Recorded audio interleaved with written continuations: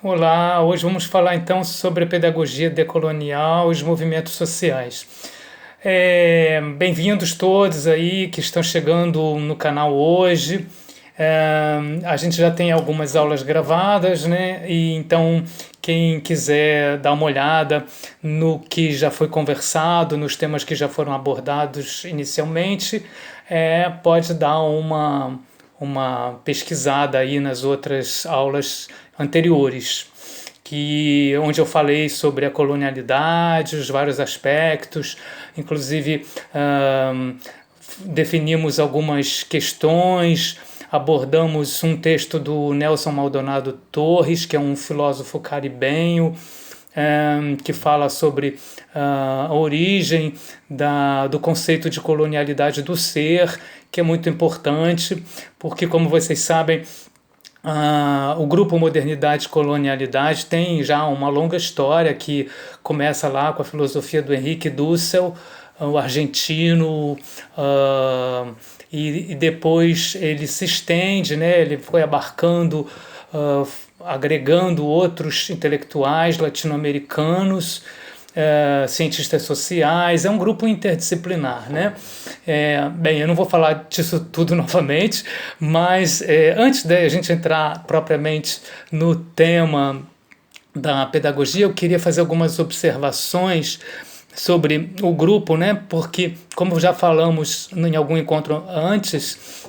esse grupo Modernidade e Colonialidade, ele tem demonstrado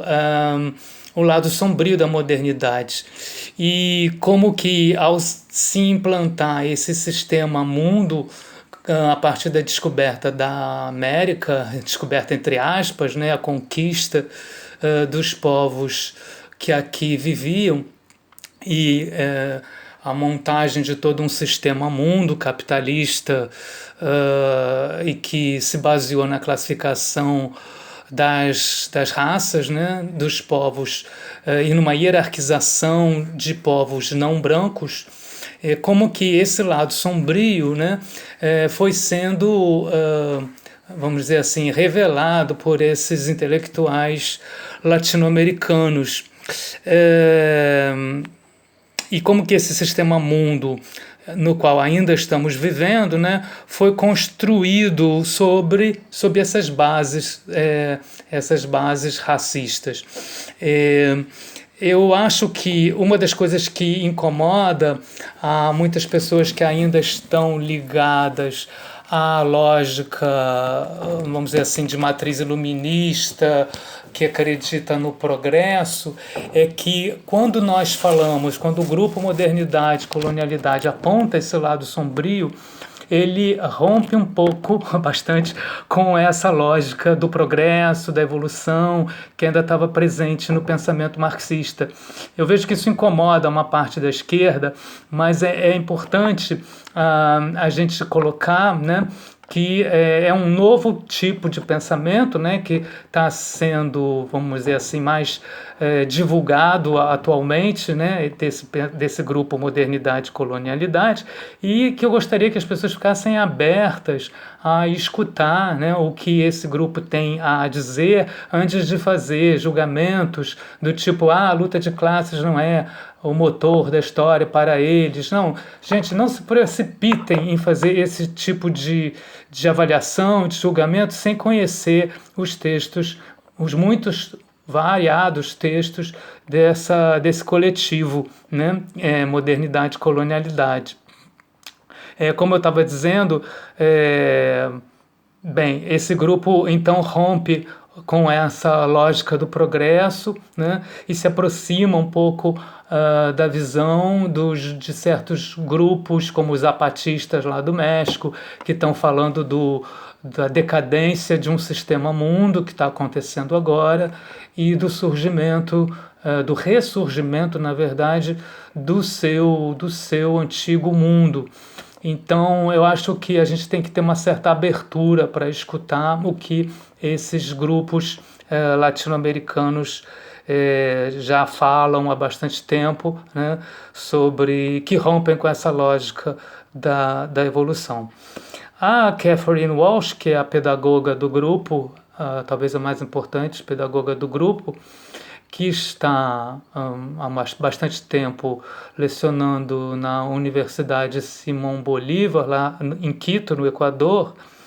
ao explicar por que ela prefere o termo decolonial ao termo descolonial, né? Ela vai falar que não é possível haver um apagamento desse passado, né, de colonialidade que nós tivemos, né, dos 500 anos aí de presença, pelo menos de 400 anos no caso brasileiro de colonialismo, e depois de 1822, né, a situação, vamos dizer assim, ocorre uma independência política, mas a colonialidade, né, nas suas subdivisões, tanto a colonialidade do poder, quanto a do ser, quanto a do saber, né, elas continuam presentes. Então ela diz, certos padrões da colonialidade não vão desaparecer de uma hora para outra, né? O que temos hoje, o que temos para hoje são projetos, são posturas, são posicionamentos, são horizontes de resistência, de transgressão, de intervenção, de insurgência, né, de criação decolonial, que vão abrindo rachaduras nesse sistema mundo implantado lá em 1492, né, e daí para frente, né, e que se mantém até hoje com o neoliberalismo, com a ordem, com os economistas neoliberais que dominam os bancos centrais, né, que agora são autônomos, infelizmente. Então essa ordem ela está muito ainda presente, né, no sistema mundo de hoje. E o decolonial, né, ele abre a essa possibilidade da gente pensar caminhos de lutas contínuas, nos quais se pode identificar, nós podemos identificar construções alternativas a essas, vamos dizer assim, a tudo que o sistema, as instituições da colonialidade implantaram e mantém há séculos. Então, é a partir desse horizonte histórico que a Catherine Walsh chama de larga duração, que vem desde da invasão, né, das Américas pelos europeus, que se pode falar que o pedagógico e o decolonial adquirem sua razão em sentido político, social, cultural e existencial como pilares de ação fortemente enraizados na própria vida e nas memórias coletivas dos povos subalternizados e dominados ao longo desses séculos de dominação europeia, sobretudo dos povos indígenas e dos afrodescendentes trazidos para as Américas no contexto em que vivemos até hoje. Catherine Walsh destaca o papel da memória coletiva para esses povos que viveram sob domínio colonial, posto que a memória carrega os saberes de seus ancestrais, que deram rumo com seus ensinamentos, com suas palavras e suas ações às necessidades pedagógicas de uma existência digna, complementar e relacional de seres vivos e mortos, humanos e outros, com e como parte da Mãe Terra. Aqui eu estou citando o trabalho da Catherine Walsh, de 2013, que é esse trabalho Lo Pedagógico e Lo Decolonial, que depois eu vou colocar a referência no primeiro comentário, mas é um trabalho muito interessante, onde ela aponta a importância da memória coletiva, né, onde estão esses saberes que foram transmitidos de geração a geração dentro dessas comunidades quilombolas, dessas comunidades indígenas que sobreviveram, que resistiram a séculos de dominação. Justamente por trazer à tona saberes distintos daqueles produzidos pela racionalidade colonial,